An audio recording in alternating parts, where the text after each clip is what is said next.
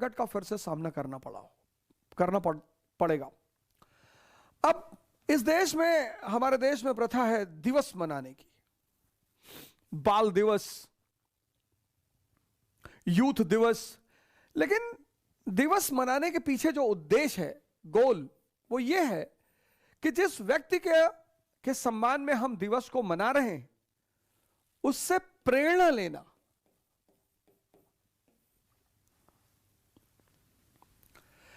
किसी भी दिवस को मनाने के पीछे जो उद्देश्य है, वो मेन उद्देश्य ये है, उस व्यक्ति से प्रेरणा लेना, उस व्यक्ति के आदर्शों को समझना और फिर यथासंभव उसका पालन करना।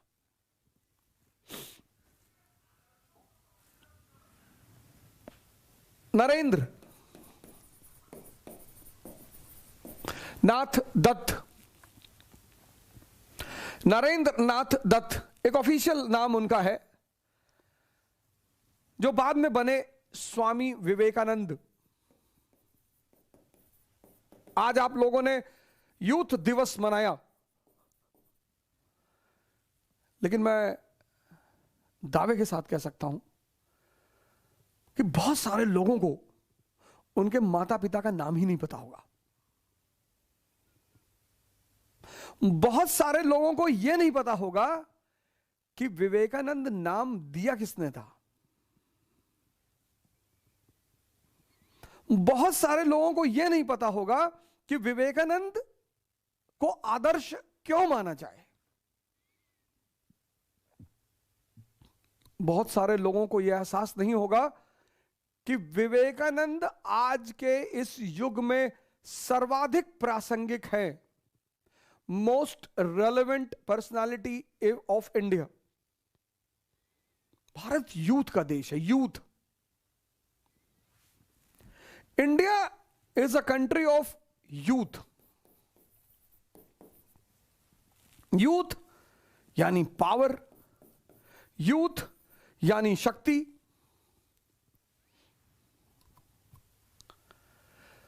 भारत एक गरीब मुल्क नहीं है, भारत एक गुमराह मुल्क है।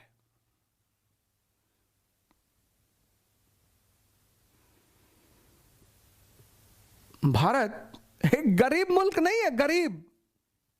भारत और गरीब असंभव। जिस देश ने चेतना को पाने का रास्ता जान लिया हो, कॉन्शियस, जिस देश ने ब्रह्म, विराट, यूनिवर्स से जुड़ने का कॉन्सेप्ट जान लिया हो, वो देश गरीब हो सकता है। हमारे एक मित्र हैं, उन्होंने कहा मुकेश अंबानी सबसे अमीर आदमी है वदोजा। हमने कहा तुम्हारी बुद्धि खराब है। सबसे अमीर आदमी वो है जिसके पास 400 बिलियन तारे हैं, 400 बिलियन स्टार्स।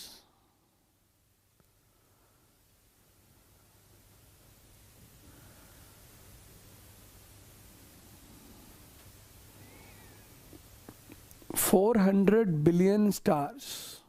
मुकेश अंबानी और अमीर।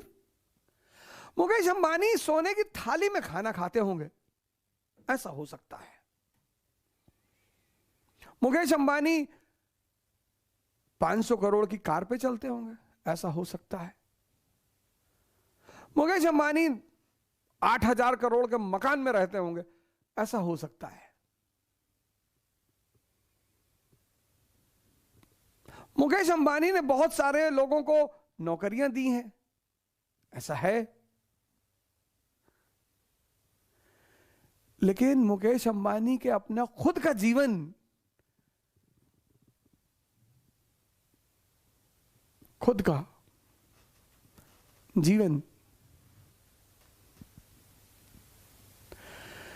एक संघर्ष है। तो संघर्ष तो सबका है, चिंता भी है खोने का। और यही मुकेश अंबानी की गरीबी है। जिसको भी इस दुनिया में खोने का डर है,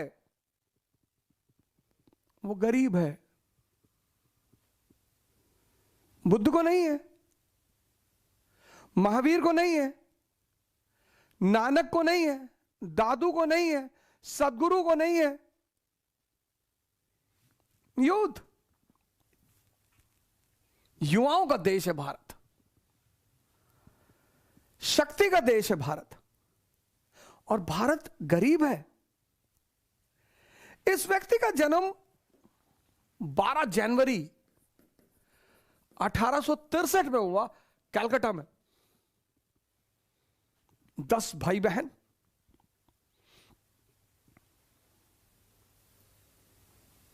कलकत्ता में 1863। कोई जरूरी नहीं कि भूपेंद्र नाथ और स्वर्णलता इनके भाई बहनों का नाम की यहां चर्चा की जाए। क्योंकि इतने महान व्यक्ति के भाई बहन हैं तो मानी सी बात है कि अगर आप उनका नाम जानते हैं तो अच्छा है। लेकिन 3 लोगों का नाम जानना इनके जीवन में बहुत जरूरी है। एक इनकी मां भुवनेश्वरी देवी,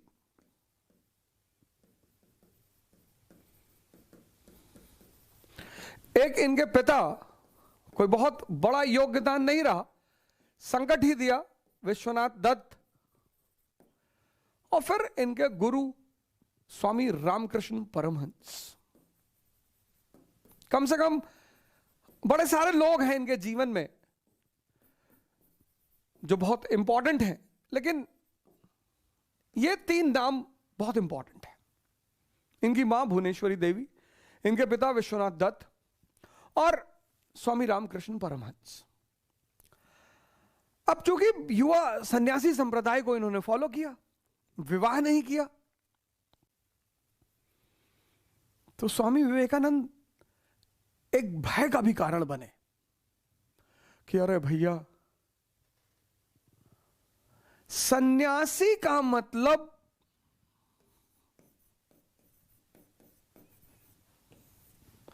जागृत, होश में रहने वाला। अब वो संसारी भी हो सकता है,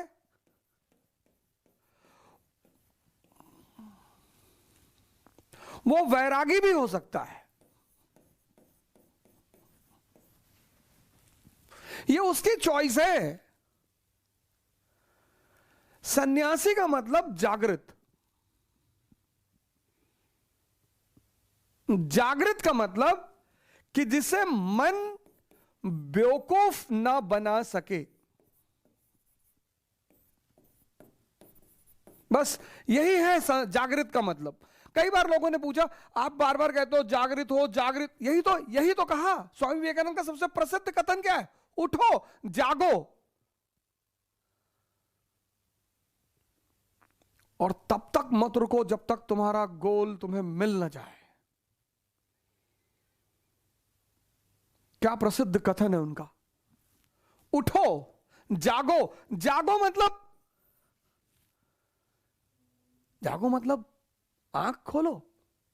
जागो मतलब तुम्हारा मन तुम्हें बेवकूफ न बना सके। मन कहता है ये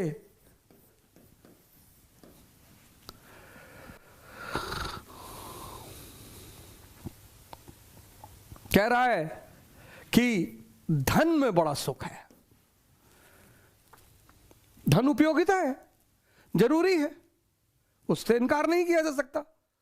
धन जरूरत है, कपड़ा पहनने की जरूरत है, खाना खाने की जरूरत है, चलने की जरूरत है, वाहन की जरूरत है, वो सब धन से ही आएगा, इसका इनकार नहीं किया जा सकता। बहुत दिनों के बहुत ऐसा रहा है कि बहुत लोगों ने सन्यास और धन को जोड़ दिया कि जिसके पास धन है वो सन्यासी नहीं। ऐसा कुछ भी नहीं है।